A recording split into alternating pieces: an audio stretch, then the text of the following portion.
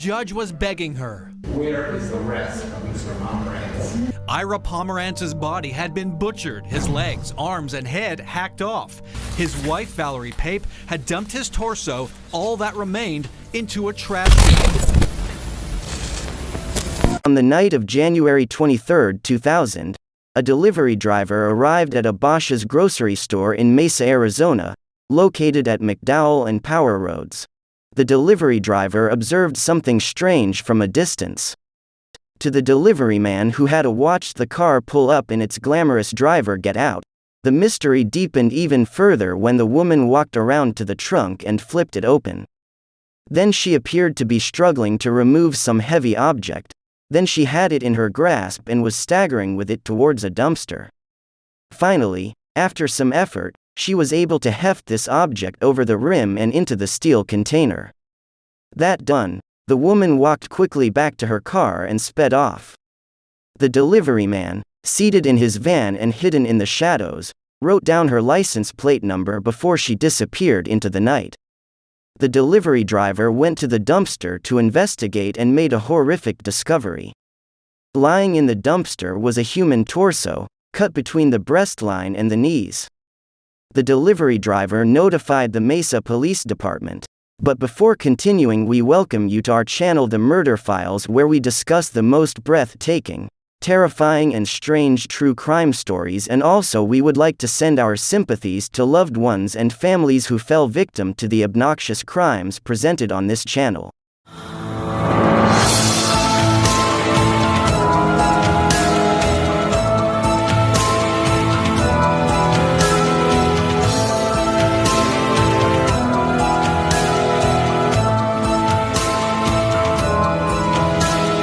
With a license plate number in hand, tracking the mystery blonde was a simple matter.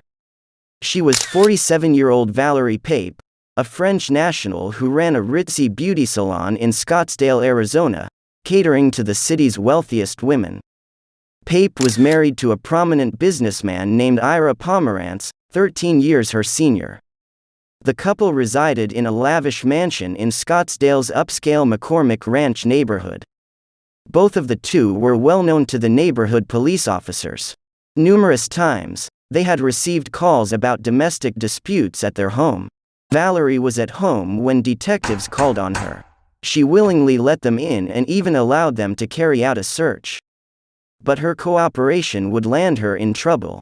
The officers quickly found evidence of foul play, including blood spatters in the garage, a recent receipt for a reciprocating saw, a spent bullet in the kitchen, and a 9mm pistol hidden behind the back seat of her Jaguar.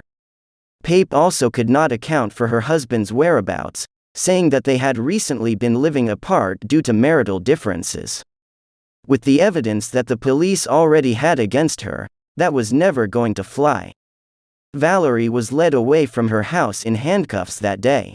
According to those who knew her, described the petite beautician as friendly, charming, elegant, sophisticated. Yet Valerie Pape's friends told the judge what a fine person she was, as they pleaded for mercy. Always understanding, extremely honest. I know how compassionate she is from experience. It was difficult to imagine her killing someone, let alone hacking a body apart with an electric saw. Yet the case against Pape was overwhelming. She was now looking at a first-degree murder conviction, in a state that still had the death penalty on its statute books. The torso murder got national coverage. A beauty salon owner from France suspected of brutally murdering her husband at their Scottsdale home. It was no surprise when her lawyer approached prosecutors for a plea deal. Pape would offer a full confession to second-degree murder. Since there was no specific evidence of premeditation, the DA agreed. The explanation that Valerie Pape offered for her husband's death was simple. She was a battered wife who had finally fought back. Pape had immigrated to the United States in the early 90s. She had settled in Scottsdale and had opened her salon, which soon became a favorite with the city's society ladies. She was doing quite well for herself but still longed for companionship. One night, while dining out alone, a man had approached and introduced himself as Ira Pomerantz, the owner of the restaurant. He and Valerie had enjoyed a glass of champagne together, and Ira had asked if she would have dinner with him sometime. He was handsome, articulate, and quite obviously wealthy, and so she'd said yes. That first date had gone well and, soon after, they were an item. Within a year, Ira had asked her to marry him, and Valerie had accepted. The advantages of being the wife of a successful businessman were evident. Valerie drove a brand new Jaguar, lived in a mansion, went on shopping sprees, and took exotic vacations. Valerie would soon learn that life with Ira was not all sunshine and roses. He had a temper and could be verbally and physically abusive. The couple fought often, and their fights grew more and more frequent as the decade wore on and Ira started running into financial problems in his businesses. During this time, Valerie's friends and customers often noticed bruises on her face, despite her efforts to cover up the injuries with makeup. During this turbulent time, the most common topic of contention between spouses was money. Ira insisted that Valerie rein down her spending, but Valerie rarely listened to him and kept racking up credit card debt. Terrified of her husband's violent outbursts, Valerie invited a friend from her homeland, Michael Savage, to live with them. The arrangement was supposed to last for a few weeks, but Savage ended up staying for over a year. And rather than calming the tensions between the couple, his presence escalated their problems. On several occasions, Ira ordered his wife's guest from the house only for Valerie to countermand him and tell Savage to stay. On one occasion, Valerie dialed 911 and told the dispatcher that her husband was throwing kitchen knives at her. That incident resulted in a restraining order being issued and Ira being forced to move out of his own home.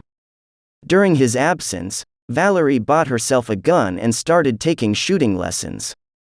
According to her instructor, she went from complete novice to crack shot in record time. And so to the night of January 23, 2004, the night that the disagreements between Valerie and Ira turned deadly. According to Valerie, she returned home that night to find Ira inebriated and belligerent.